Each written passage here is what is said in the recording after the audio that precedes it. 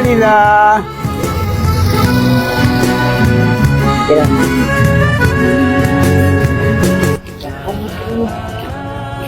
Mana gayanya tu?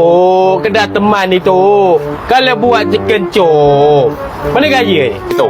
Acik takkan mikir takut. Dia memang dah kaya.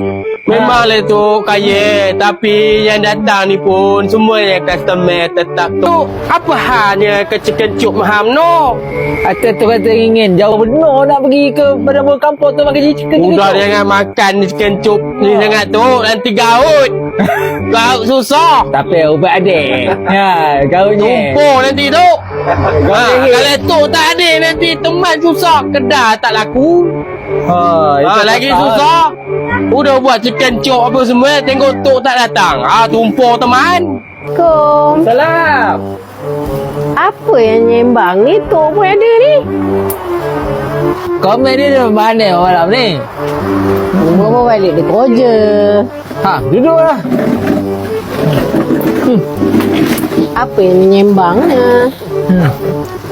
Kata komen nak order apa? Kopi panas je lah. Kopi panas. Lain? Guys. Minum air. Okey. Kata makan tak nak ke? Bagi chicken julap je. Kuma nak chicken chop. Chicken chop. Air mahal chicken chop. Dan apa kata dah atuk yang belanja. Ish. Boleh ke? Bayar sendiri. Boleh tu. Bayar sendiri. Tok ni. Man tulis tu patut cukup untuk duit. belanja lah. Tak duit kan. Malam ni tu si seri muka tu. Seri kenal. Ha. Dia belanja semua. Biar habis kan. Dandan duitnya habis. Haji penuh tu. Itu ada mana tu? Habis ke rezeki bini pertama kan. Dah habis kan. Nampak dia lagi. Heish. Siap teman. Siman, mana tu? Ni Haji. Hei. Tu jangan dilayan dia ni tu. Dia ni bukan betul. Ada ya. Tok, Tok tahu dia tu ke mana perginya malam tu. Pernah nampak kat subuh tu dia pergi sembahyang masjid. Betul dia pergi masjid. Memanglah tu kata pergi masjid. Dia malam-malam mana tahu dia pecah rumah. Ish, Tok tahu sebab subuh-subuh tu jumpa dia dekat masjid. Ha, sembahyang subuh. Sedap air ni. Sedap, Sedap. Habis air ni.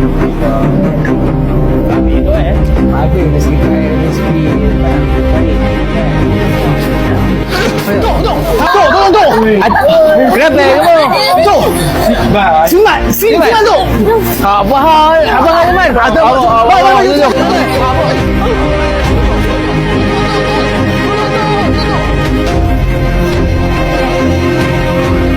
Oh, Siman, mana Siman?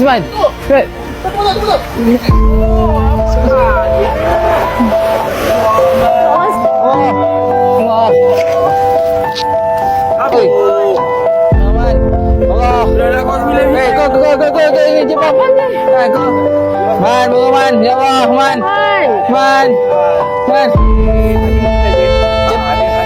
Cepat Padin, bagi ibu Padin. Dah tengok nyawa you.